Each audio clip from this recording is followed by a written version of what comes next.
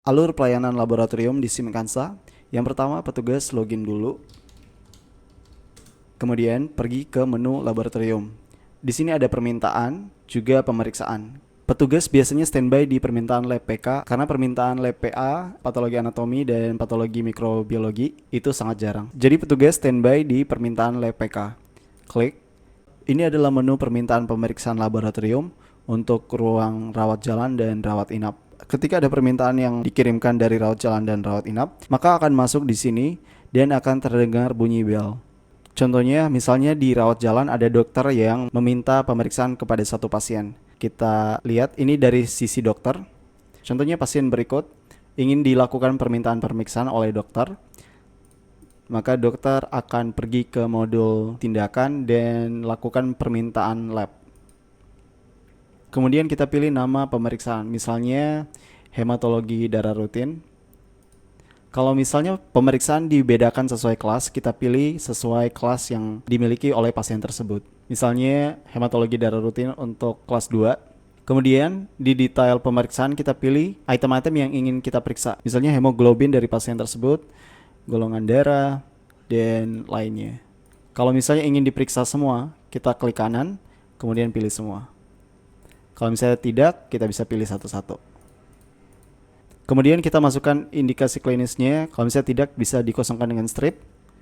Informasi tambahan juga, kemudian kita klik simpan.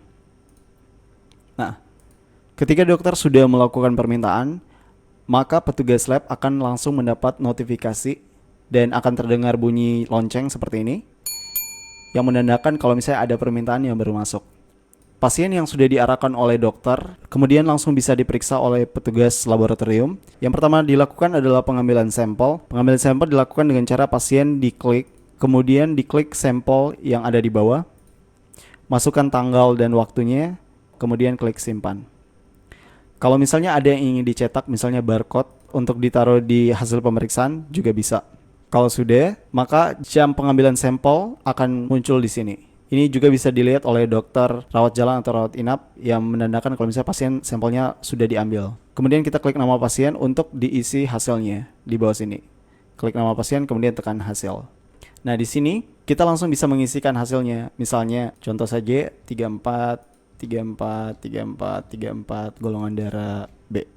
Kalau sudah, di sini nama petugas akan otomatis terisi kalau login menggunakan akun petugas tersebut. Kalau misalnya tidak, kita klik tanda paperclip, kemudian pilih petugasnya dan tekan spasi. Kalau sudah, kita tekan simpan. Maka pasien tersebut berhasil diperiksa. Jam pengambilan sampel dan jam pengambilan hasil akan muncul. Kalau belum muncul, kita tekan update, maka dia akan muncul. Untuk melihat hasil pemeriksaannya, kita bisa keluar dan pergi ke menu laboratorium, kemudian periksa lab PK. Di sini akan muncul pasien yang diperiksa hari ini. Pasien atas nama Jason Brody barusan diperiksa dengan hasil sekian.